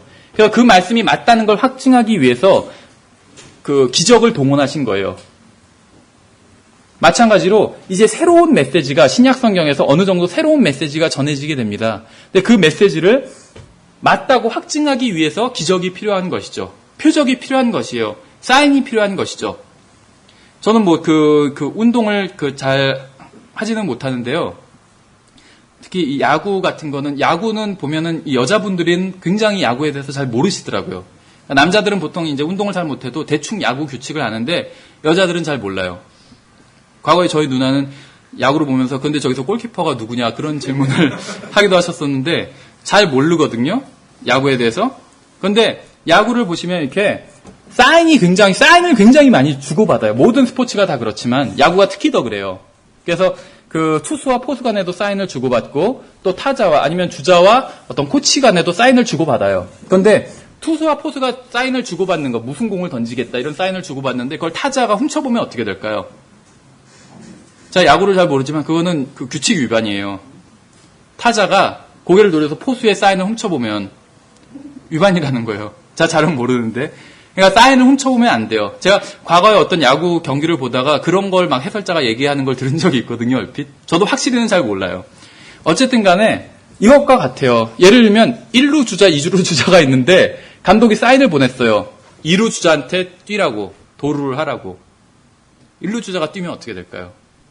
그러니까 자기한테 주는 사인을 받고 뛰어야 되는데 남한테 주는 사인을 보는 거예요. 마찬가지예요. 이 표적이라는 것은 믿지 않는 유대인들에게 주신 거예요. 우리가 지난 시간에 구절들을 살펴봤었죠. 믿지 않는 유대인들에게 주신 게 표적입니다. 그런데 믿는 그리스도인들이 표적을 바래요. 그것은 엉뚱한 것이란 것이죠. 그리스도인에게 있어서는 하나님의 말씀이면 충분해요. 하나님의 말씀이면 모든 하나님, 나를 향하신 하나님의 뜻을 온전히 다 알 수가 있고 내가 앞으로 영적으로 성장하는데 필요한 모든 것이 이 하나님의 말씀 안에 다 들어있어요. 더 이상 다른 것이 주어지지 않아도 전혀 상관이 없어요. 과거에 이런 일이 있었어요. 어떤 교회에서 은근히 교회 다니는 사람들도 점치러 많이 다니는 거 아세요? 평소엔 괜찮은데 좀 답답한 일이 생긴다. 사업이 안 되고 점치러 가요. 그런 광고도 본 적이 있어요. 신문에 광고가 났는데 점쟁이들이 광고 되게 많이 내잖아요. 그런데 어떤 광고는 기독교인 환영 비밀 보장 이렇게 했어요. 당신이 온 거를 비밀로 해주겠다. 그러니까 와라 괜찮다 이런 얘기예요. 솔깃하겠죠. 그런데 어떤 사람이 점쟁이한테 갔대요. 점을 치러. 기독교인인데. 갔는데 딱 점쟁이가 보더니 당신에게는 너무나도 위대한 영이 있기 때문에 자기가 상대를 할 수 없다고 막 떠나라고 그랬대요. 이 사람이 기분이 좋아가지고 내가 내 안에 성령님이 내주하시는 거 이 점쟁이도 알아보는구나. 기분이 좋았겠죠.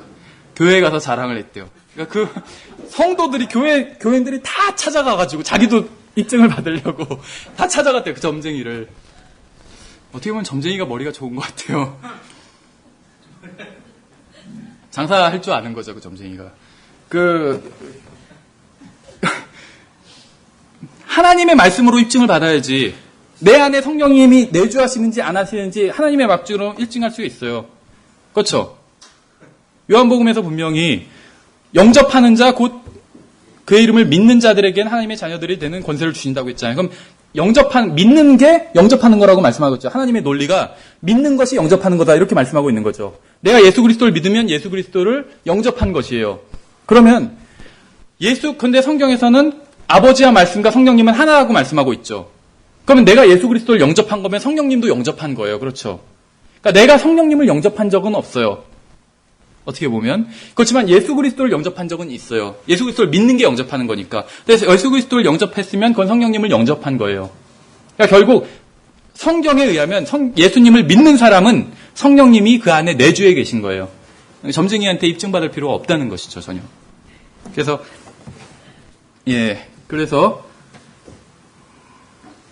그런데 그래서 이 표적이라는 것은 기본적으로 믿지 않는 유대인들을 위한 것인데, 믿는 그리스도인들이 이 표적을 찾으면 안 된다는 것이에요. 그것은 금지되어 있는 것이고, 불법이라는 것입니다. 불법. 믿는 그리스도인들은 무엇을 찾아야 되냐? 하나님의 말씀을 찾아야 돼요. 표적은 유대인들, 믿지 않는 자들을 위한 게 표적입니다. 그렇죠. 기본적으로 그럴 수밖에 없어요. 무슨 말을 하는데 안 믿어요. 그럼 내가 이거 보여주면 너희들 믿을래? 하니까는 그래. 보여주면 내가 하늘을 날면 내가 말하는 게 맞다는 걸 믿을래? 그럼 그래. 그걸 보여주면 믿을게 할 수 있는 거죠. 믿지 않는 자들을 위한 거예요. 표적은 기본적으로. 믿는 교회 집회에서 표적을 행할 일이 없다는 것이죠. 전혀 상관없는 이야기라는 것입니다. 그런데 성경에서 분명히 방언도 표적이라고 말씀하고 있죠. 우리가 그것에 대해서 이제 뒤에서 좀 더 살펴보겠습니다. 그래서 이제 사도들이 활동하던 이 사도행전의 이 배경에서는 신약교리가 바른 것이라고 증명하기 위해서 표적이 필요했어요. 그렇죠. 뭔가 좀 능력이 필요했다는 것이죠. 어떻게 보면 이것이 일을 하기 위한 자금인 것이에요. 그렇죠. 뭐가 있어야지 일을 할 수가 있잖아요. 지금 우리들에겐 신약 성경이 있어요. 그렇죠. 그래서 우리들이 맞다는 걸 입증하기 위해서는 신약 성경을 인용하면 돼요. 그래서 신약 성경에서 이렇게 말씀하고 있기 때문에 우리가 교회를 이렇게 하는 것이, 또 이렇게 복음을 전하는 것이, 이렇게 또 교리를 믿는 것이 올바른 것입니다. 이렇게 얘기를 하면 됩니다. 그런데 이 사람들, 사도행전에서 사도들에게 있어서는 그것이 불가능했다는 것이죠. 아직 신약 성경이 다 완성되지 않았기 때문에. 사도행전 2장부터는 지금 주님께서 승천하신 지 40일 후잖아요. 그리고 아직 그 사도행전 마지막 28장은 대략 뭐 AD 60 몇 년인가요? 그런 식으로 끝나게 되죠. 근데 신약성경 완성되는 건 AD 96년 대략 요한계시록이 그때서야 완성이 되게 되잖아요. 그러니까 신약성경이 없는 상황에서 자기들이 증거하는 것이 옳다는 것을 입증하기 위해서 표적이 필요할 수밖에 없었다는 것이죠. 그럼에도 불구하고 이방인들에 대해서는 표적이 필요가 없었습니다. 그래서 이디오피아 내시에게는 어떤 표적도 보여주지 않죠. 갑자기 막 방언으로 말한다든지 갑자기 막 죽은 자를 살리면서 봐라 이 복음이 맞는 거지 이런 얘기도 안 해요. 그냥 복음을 쭉 전하니까 믿겠다고 그래요. 그것을. 우리랑 똑같죠. 근데 사도행전 10장에서 지금 이방인 고넬료는 약간 다르죠. 그것은 좀 이따가 설명을 하도록 하겠습니다. 그래서 13번에서 그래서 예수 그리스도를 증거하는 사도들의 말이 사실이라는 것을 입증하기 위해서 하나님께서는 모세와 엘리야와 주 예수 그리스도께서에게 주었던 것과 정확히 똑같은 기적과 표적을 행할 수 있는 능력을 제자들에게 부여해 줄 필요가 있었다는 것입니다. 신약 성경에서 보면은 지금 방언이 활용되는 것. 그래서 아까 처음에 말씀드렸던 것처럼 마가복음 16장에서는 방언에 대해서 주님께서 미리 말씀해주고 계시죠. 너희가 나중에 성령님의 능력을 받으면 방언과 병고침과 뱀들을 짖고 독을 마시고 이런 기적들을 할 수 있을 것이다. 이렇게 미리 일종의 예언을 해주셨죠. 그리고 사도행전에 와서 이제 방언이 실행되는 장면들이 나옵니다. 그렇죠. 2장과 10장과 19장에서 방언을 하는 장면들이 나와요, 실제로. 그리고 고린도 전서에서 이제 방언을 잘못 사용하는 경우가 또 등장을 하게 되죠. 그래서 이 신약 성경에서 이 고린도 전서에서 방언을 잘못 사용하는 이 경우는 이제 사도 바울이 서신으로 그것을 질책하는 그 부분이라고 볼 수가 있고, 실제로 방언을 사용하는 장면이 나오는 것은 사도행전이 다라는 것이죠. 근데 이 사도행전 2장과 10장과 19장 이 세 부분에 보면은 모두 다 과도기적인 상황이라는 것을 볼 수가 있습니다. 과도기적인 상황. 먼저 2장부터 7장이 사실은 사도행전에서 구약적인 부분에서 신약적인 부분으로 8장 이후엔 신약적인 부분으로 바뀌죠. 그래서 과도기적인 상황이라고 말씀을 드렸죠. 그리고 이제 10장이 거기에 대한 어떻게 보면 보충 설명입니다. 그러니까 8장에서 그러면 이제 은혜의 복음을 전하게 되는데 10장에서 왜 다시 이방인에게 복음 전하면서 또 방언의 표적이 등장하는가 의아해할 수 있는데 보충적인 설명을 하기 위해서 그런 것이에요. 그리고 19장은 2장부터 7장까지의 하나의 또 예외적인 경우입니다. 왜 그러냐면 사도행전 19장은 벌써 시간이 좀 지났기 때문에 신약 교리가 많이 전파된 시기인데도 불구하고 19장의 사람들은 이 침례인 요한한테 배운 게 다인 상황이에요. 그래서 예수 그리스도께서 죽으시고 이런 것도 몰라요. 그렇기 때문에 이 사람들에겐 다시 또 구약적인 상황이 과도기적인 상황이 도래한 것이에요. 그래서 방언이 필요했던 것이에요. 우리가 그 경우는 다시 나눠서 살펴보도록 하겠습니다. 그래서 15번에 있어서 이제 제가 방금 말씀드린 부분이 다 나와 있네요. 그래서 이제 다시 이제 마가복음 16장부터 방언이 처음 언급된 부분부터 한번 살펴보도록 하겠습니다. 17번에 마가복음 16장 14번부터 18절부터 까지 보시면 제가 읽어볼게요. 그 뒤에 11제자가 음식 앞에 앉았을 때 그분께서 그들에게 나타나사 그들이 믿지 아니하는 것과 마음이 강팍한 것을 꾸짖으시니 이는 그분께서 일어나신 뒤에 그분을 본 자들의 말을 그들이 믿지 아니하였기 때문이더라. 그분께서 그들에게 이르시되 너희는 온 세상에 가서 모든 창조물에게 복음을 선포하라.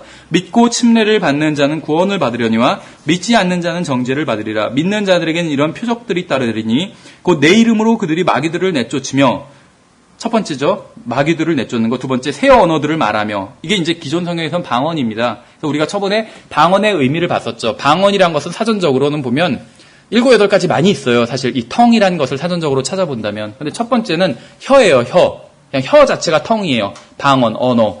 그리고 두 번째는 크게 봤을 때 이제 언어라고 볼 수가 있습니다. 그리고 세 번째는 특정한 지역에서 사용되는 언어라고 볼 수가 있어요. 그래서 머더텅 하면 모국어. 그렇죠. 그래서 방언은 언어예요, 기본적으로. 그래서 새 언어들을 말하고, 그러니까 이전에 하지 않았던 새 언어들을 말하는 것이요. 뱀들을 집어올리며 어떤 치명적인 것을 마실지라도 해를 받지 아니하며 병든 사람들에게 안수하면 그들이 나으리라 하시니라. 이것들을 다 하게 된다는 거예요. 너희가 성령의 능력을 얻으면 방언만 하게 될 것이다. 이렇게 말씀하신 것이라 이것들 다 하게 된다고 말씀하신 거예요. 그래서 왜 그러냐면 여기서 보세요. 믿는 자들에게는 이런 표적들이 따르니 복수형으로 말씀하셨어요. 표적 하나가 따를 것이다. 너는 방언, 너는 병고침, 너는 뱀들 잡으러 다니고 그것이 아니에요. 복수형 다 할 수 있어야 돼요. 방언을 하면서 병을 고치면서 동시에 뱀도 집을 수 있어야 돼요. 복수형으로 말씀하셨으니까. 예. 그래서 마귀들을 쫓아내는 능력, 새로운 언어들을 말하는 능력, 뱀들을 집어올리는 능력, 치명적인 것, 독을 마시지만 해를 받지 않는 능력, 또 병든 자들 위에 손을 올리면 그들이 낫게 되는 능력. 이것들이 복수적인 것, 복합적으로 따르게 된다는 것입니다. 예, 그래서 주님께서 사도들에게 약속하시는 은사는 5가지예요, 이렇게. 그러므로 사도들은 이 5가지 은사를 모두 행할 수가 있었습니다. 이 중에 하나라도 행하지 못한다면 그것은 사도의 은사를 가지고 있지 않은 것이에요. 예, 그래서 20번에 사도행전 2장 1절에 보시면 오순절 날이 충만히 임하였을 때 그들이 다 한 마음이 되어 한 곳에 있더라. 주님이 약속을 기다리고 있는 것이죠. 근데 잘 보세요. 제가 아까 저도 방언을 달라고 막 구했던 적이 과거에 있었다 이렇게 말씀을 드렸었는데 그때는 막 그런 간증도 많이 듣고 또 제가 처음 구원받고 구원을 받을 때는 성경을 읽다가 구원을 받았어요. 우연한 기회에 성경을 개역 성경이었는데 성경을 갖게 되었고 그것을 어떻게 보면 그냥 심심하니까 읽었어요. 그러다가 읽다가 하나님을 알게 되고 예수님을 알게 되고 구원을 받게 됐습니다. 지금 말하는 것처럼 내가 구원받은 것을 자세히 설명할 수는 없었어요. 그때는. 그렇지만 내 안에 성령님이 내주에 계시다는 걸 알고 있었어요. 난 구원받은 하나님의 자녀라는 걸 알고 있었어요. 왜냐하면 예수님이 하신 일이 다 나 때문이란 걸 믿었기 때문에 구원을 받았었어요. 그런데 이제 바로 구원받고 나서 가게 된 교회가 은사주의 교회였어요. 은사주의 교회. 그래서 찬양을 한 보통 그때가 이제 90년이었어요. 1990년이었는데 찬양을 막 1시간 넘게 하고 그다음에 뭐 메시지도 전하기도 하셨고 목사님이 또 이제 방언 기도도 막 하는 시간도 있었고 그랬었어요. 그래서 새로 구원받는 사람들이 막 방언을 달라고 막 부르짖고 있었어요.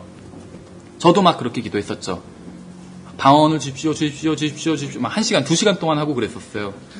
근데 옆에서 어떤 분은 정성이 부족하다. 그러니까 왜 그런 말이 있잖아요. 방언을 받으려면 소나무 하나를 뽑아야 된다. 이런 말 들어보신 적 있으세요? 산에 올라가서 소나무를 잡고 막 기도를 하면 뽑히잖아요, 나중에. 그럼 방언이 툭 터진대요.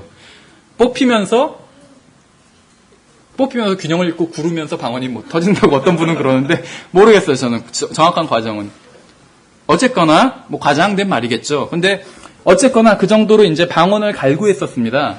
근데 이제 방언을 갈구하는 사람들의 심리와 그 모습은 굉장히 저도 많이 봤고 저도 이제 그들 중 하나였으니까. 근데 방언을 달라고 다 졸라요, 대부분이. 방언을 주십시오, 주십시오, 주십시오 계속 졸라요. 신실한 마음으로 조르는데 여기 사도행전 2장을 보세요. 이 사람들 방언을 받았죠. 새 언어들을 받았지만 어느 누구도 조르는 사람이 없어요. 그들이 조르고 있더라. 이렇게 기록되지 않았다는 것이죠. 성경에는. 그냥 주님의 약속을 기다렸어요. 주님께서 약속한 것을 이제 주시겠다 하셨으니까 그걸 가만히 기다리고 있었던 것이에요. 은사는 선물이죠. 주님께서 내가 너희들에게 은사를 주겠다 하셨어요. 선물을 주시겠다. 그래서 우리 성경에 지금 선물이라고 보통 번역이 됐습니다. 그래서 선물을 주시겠다고 했는데 선물을 달라고 조른다면 그건 좀 이상한 일이죠. 다분히 유치하고 그렇죠. 어린아이들은 막 졸라요. 크리스마스 막 다가오면 아직 한 달이나 남았는데 막 크리스마스 선물 뭐 달라고 그러고 졸르죠. 귀여울 수 있어요. 근데 어른이 그러면 그거는 좀 상대하기 싫어질 수가 있겠죠. 그러니까는 선물은 달라고 조르는 게 아니에요. 그건 선물이 아니에요. 그거는 강탈하는 거지. 그렇죠. 이 제자들은 주님께서 약속하신 선물의 의미를 알고 있었어요. 그래서 조용히 기다리고 있었어요. 주님께서는 지금식으로 하면 택배로 보냈다. 어저께. 오늘 도착할 것이다. 조를 필요가 없죠. 그냥 기다리면 되는 것이에요. 그래서 기다리고 있었어요. 사도행전 2장 1절의 상황은 다 얌전히 기다리고 있었어요. 이 사람들은 막 성령 임할 때까지 막 반복해서 막 박수를 치면서 찬송을 부르지도 않았어요. 기다리고 있었어요. 2절부터 3절에 갑자기 하늘로부터 급하고 강한 바람 소리 같은 소리가 나고 그들이 앉아있던 온 집안에 그것이 가득하며 또 불의 혀같이 갈라진 것들이 그들에게 나타나 그들 각 사람 위에 앉더라. 여기서 핵심 단어가 뭔지 아세요? 같이, 같은 이런 거예요. 같이, 같은. 예를 들면 지금 여기서 불이 임했다 강하게. 다락방에 불났다는 얘기가 아니에요, 이게. 불의 혀 같은 것이 임했다는 거예요. 다락방의 온도가 막 급상승했다 이런 얘기가 아니에요. 불의 혀 같은 것이 임했고 강한 바람 소리 같은 것이 났다는 거예요. 여기서 퀴즈. 그럼 바람이 불었을까요? 이 다락방 안에 막 돌풍이 불고 막 그러지 않았다는 거예요. 소리가 났다는 거예요. 소리가. 불이 났다는 얘기도 아니고. 이 강한 바람 소리 같은 거는 지금 청각적인 요소죠. 소리예요. 그리고 여기서 불의 혀같이 갈라진 것들인 시각적인 요소예요. 불이 나진 않았는데 그렇게 갈라진 것들이 보였다는 거예요. 시각적으로. 그래서 어떤 은사주의 집회 같은 거 막 조작한 거 보면 사진 장난 쳐가지고 막 갑자기 막 뭐 그거 인화할 때 뭐 쫙 긋고 막 조작할 수가 있잖아요. 그래서 갑자기 막 전기줄이 같은 게 쫙 가 있고 이걸 상상한 것이죠. 그 사람들이.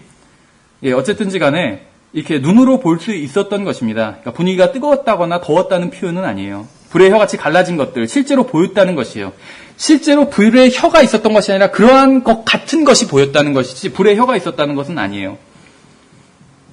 그래서 이런 표현이 나와서 우리가 이 장면을 상상해 볼 수 있는 것이죠. 이제 잘못 적용하는 사람들은 사도행전 2장을 마태복음 3장 11절과 연결을 해요. 그러니까 불침례. 사도들이 성령 침례랑 불침례를 받았다. 이렇게 해석하는 사람들이 있어요. 예수님께서 침례인 요한이 예수 그리스도를 소개하면서 그랬었죠.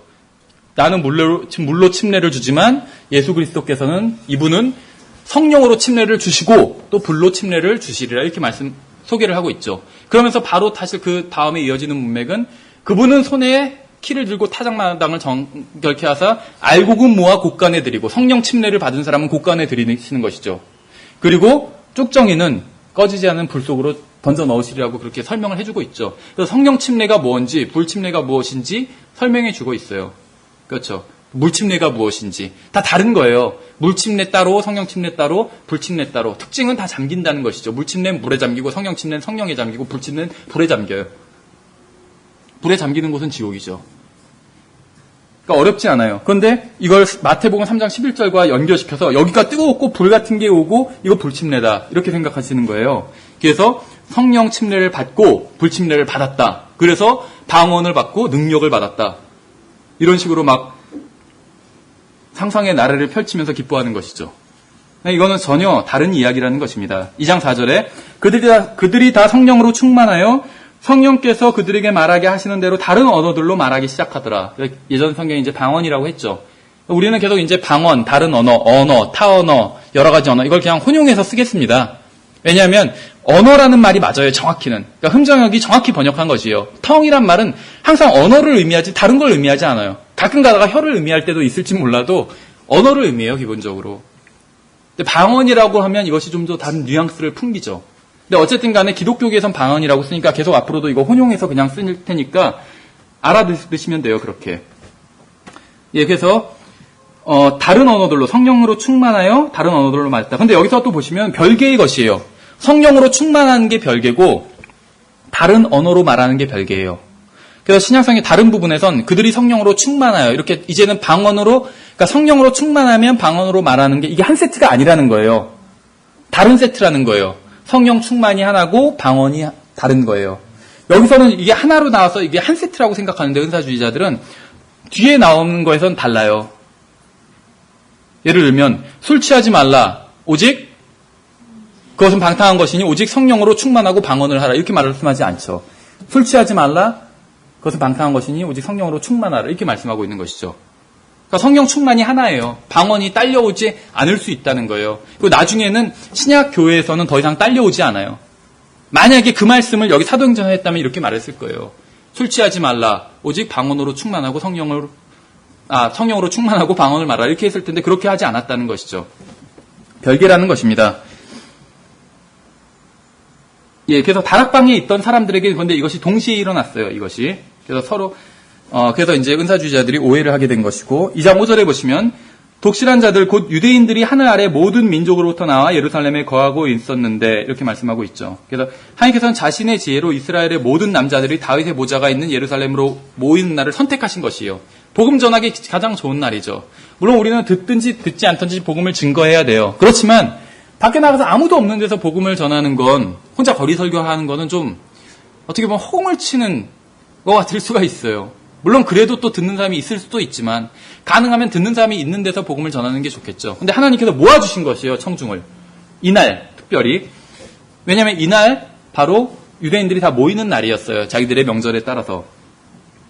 그래서 하나님께서는 새로운 계획을 선포하실 수 있도록 해주신 것입니다. 그래서 주님께서는 각국으로 퍼져있던 유대인들을 한데 모아서 그들이 하나님의 새로운 계획을 들을 수 있도록 하셨어요. 문제는 무엇이었냐?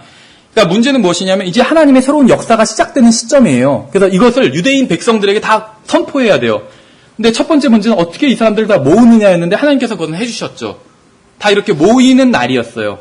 그래서 그것은 해결됐는데 두 번째는 다양한 지역에서 온 사람들인데 이 사람들에게 어떻게 증거할 수 있을까? 이것이 문제였어요. 저는 이제 서울에서 계속 살았거든요. 물론 딴 데 가 있었던 적도 있었지만 기본적으로 서울에서 계속 살았었어요. 근데 제가 놀란 것이 무엇이냐면 예전에 훈련소를 들어갔을 때 군대 훈련소를 가잖아요. 훈련소를 가면은 정말 팔도 사나이라는 군가가 있는데 팔도 사나이들이 다 모여요. 정말 훈련소에는. 그러면은 분명히 한국 사람인데 저는 정확히 지역은 뭔데 예를 들면 강원도 두메 산골에서 온 친구가 있는데 훈련병이 있는데 무슨 말을 하는지를 못 알아듣겠더라고요. 그 친구가 하는데 아무도 못 알아들어요. 그런데 유일하게 알아듣는 친구가 있었는데 그 두메 산골에서 나오면은 읍내가 있는데 그 읍내 사는 친구였어요. 그래서 그 읍내 사는 친구는 다른 이제 도시 사는 사람들과도 통하고 또 두메 산골 사는 사람들도 그 말을 알아들어요. 그 친구가 통역을 해줬어요. 야, 좀 뭐해라 하면은 뭐하게 시키고. 사람들이 우리나라 같이 조금은, 우리나라는 막 디아스포라 다 퍼져 있는 그런 국가가 아니죠. 훈련소에 모이면 그냥 대한민국에 사는 젊은이들이 모인 곳에서도 언어가 안 통하는데, 물론 대부분 통해요. 80, 90%는. 나머지 아주 정말 오지에서 우리나라도 오지가 있더라고요. 오지에서 온 친구는 무슨 말을 하는지도 못 알아듣겠고 내 말도 못 알아듣더라고요. 그 친구가. 그런데 이스라엘 세계 각지에 흩어져 있던 이스라엘은 더 할 수밖에 없었겠죠. 그래서 이것이 두 번째 문제였어요. 메시지를 전해야 되는데 못 알아듣는 거예요. 상대방이. 그래서 이것을 위해서 성령님께서는 새 언어의 은사를 부어주신 것이죠. 근데 지금 은사주의자들이 하는 것처럼 방언을 저도 하도 들은 지가 오래돼가지고 이게 흉내내기가 힘들어요. 그래서 랄라뚜뚜 막 이런 식으로 막 하면 아무런 메시지를 받을 수가 없겠죠. 그래서 여기서는 알지 못하는 방언이라는 표현이 나오는데 성경에서 그것은 내가 알지 못하는 방언이라는 거예요. 저는 스페인어를 전혀 할 줄 몰라요. 그런데 스페인 사람들이 모여있는데 지금 복음을 증거해야 돼요. 그러니까 주님께서 은사를 주셔서 내가 스페인어를 할 수 있도록 하신다면 그것이 스페인어가 저에게는 알지 못하는 방언이에요. 알지 못하는 언어. 제가 알지 못하는 언어라는 거예요. 근데 듣는 사람들은 다 알 수가 있죠.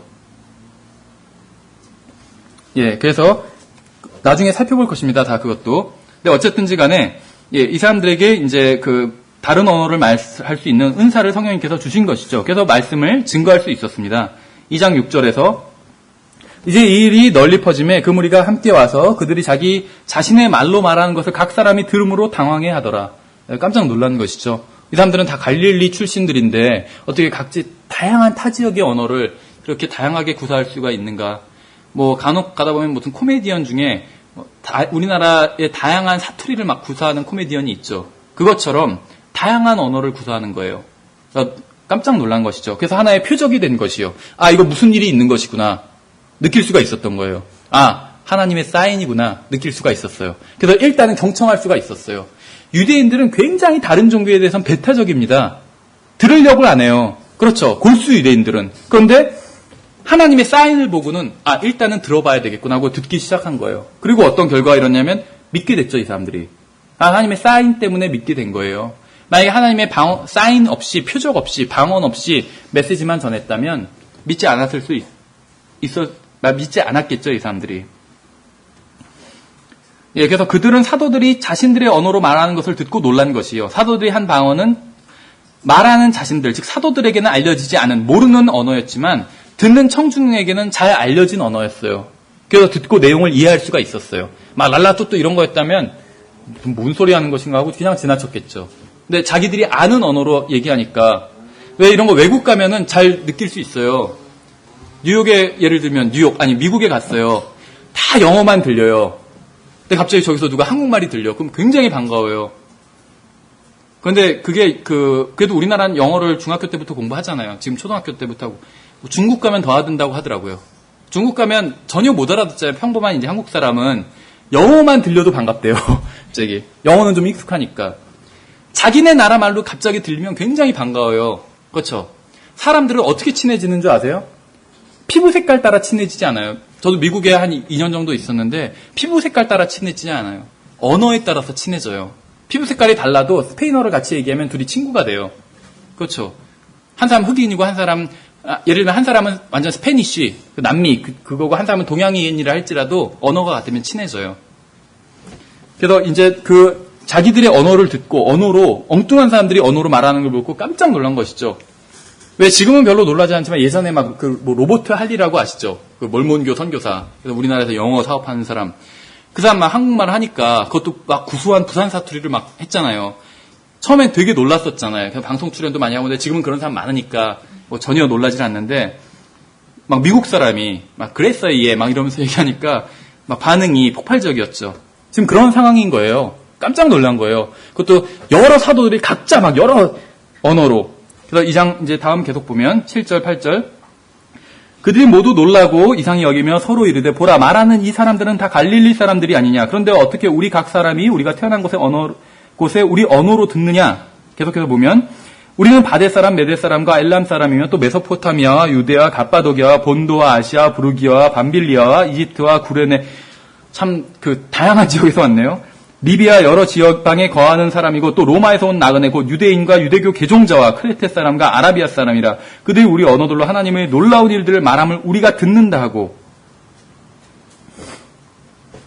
알아들은 것이에요. 분명한 언어죠. 성경에서 3번에 걸쳐서 사도행전서 2장, 10장, 19장에서 방언이 나오는데 방언이 나올 때마다 그걸 듣는 사람은 다 알아들었어요. 그래서 놀라고 하나님을 찬양하든지 하나님의 역사를 놀라든지 표적을 보고 놀라든지 알아듣고 놀랐어요. 그래서 성경에서 나온 방언은 항상 분명한 언어였고 사도행전에서 특히 나온 방언은 항상 분명한 언어였고 듣는 사람이 그것을 항상 알아들었다는 것입니다. 그래서 사도들에게 유대인들이 주목할 수 있도록 하나님께서 은사를 주신 것이죠. 이것이 바로 오순절의 메시지인 것이에요. 근데 가만히 생각해 보세요. 저도 처음에 은사주의 교회에 가게 됐을 때 목사님이 막 독려를 했어요. 그래 방언의 은사를 그렇게 간구하라고. 그렇죠? 근데 지금 여기서는 사도행전 지금 2장의 분위기를 봤을 때 사도들은 방언으로 얘기했지만 새로운 언어로 얘기했지만 누구도 방언에 대해서 막 홍보하지 않았어요. 그렇죠? 자기들이 하고 있는 방언이 얼마나 놀라운 것이고 뭐 그런 얘기를 하지 않았다는 거예요. 그 메시지에 치중했다는 것이죠. 그 방언을 해야 한다고 권면하지도 않았어요. 그렇죠. 이 사람들은 오직 예수 그리스도를 통한 하나님의 놀라운 사역에 대해서 말하고 예수 그리스도를 받아들여야 한다고 복음의 메시지에 충실했던 것이죠. 오늘날의 은사주의자들과 방언을 하는 방법도 달랐지만 전하는 메시지도 다른 것이죠. 여기서 베드로가 전한 메시지는 침례인 요한이 전한 메시지와 굉장히 유사한 것을 볼 수가 있습니다. 내용적으로 봤을 때. 그래서 사도행전 2장의 베드로와 복음서의 침례인 요한은 모두 과도기적인 시기에 사역했기 때문에 메시지가 유사했던 것이에요. 근데 이제 그 이후에는 달라지게 되는 것이죠. 그래서 오순절에 믿는 자들이 받았던 성령의 은사의 방언은 말하는 자들을 자신들에게는 알려지지 않았지만 그 말을 듣는 청중들에게는 알려진 언어였다는 것이죠. 그래서 사도행전 2장에 나온 방언은 누군가 방언을 하는 예로는 성경에 기록된 첫 번째 경우입니다. 이것이. 그래서 청중은 이러한 표적으로 인해 말하는 사람이 하나님의 말씀을 증거하고 있다고 그 사인으로 알 수 있었던 것이요. 이걸 표적으로 삼고 이젠 무슨 일이 변했구나. 하나님의 경륜이 변하겠구나. 이것을 알아챌 수 있었다는 것이에요. 그래서 이스라엘 사람들은 침례 요한이 가르친 것과 또 예수 그리스도의 사역과 인격을 더한 교리로 인해 회심을 했어요. 무슨 말이냐면 우리가 지금 믿게 된 그 복음과는 약간 내용이 달랐다는 것이에요. 다분히 침례인 요한이 전한 메시지 플러스 그 다음에 이제 예수 그리스도의 어떤 그 구속 사역이 있고 난 후잖아요. 그래서 예수 그리스도의 인격과 그 사역에 대한 그것을 더해서 메시지를 전했어요. 근데 이것이 이방인들에게 전한 메시지가 아니라 유대인들에게 전한 메시지였다는 것이죠. 그래서 지금 우리가 받은 메시지 또 전하는 메시지와는 분명히 다르다는 것을 알 수가 있습니다. 그래서 로마서 9장부터 11장에 설명되어 있는 이스라엘로부터 받은 이방인들에게 복음의 초점이 바뀌는 것은 이 스테반을 기준으로 바뀌게 됩니다. 그 다음에 이제 34번부터 보시면 이제 사도행전 10장에 대한 설명인데, 요것이 지금 시간이 많이 지났고, 요것이 좀 설명이 좀 길거든요. 그래서, 자, 다음 시간에 이어서 10장에 대한 설명을 하고, 그 다음에 이제 그 고린도전서에서 나온 방언에 대해서 살펴보도록 하겠습니다. 네, 수고하셨습니다.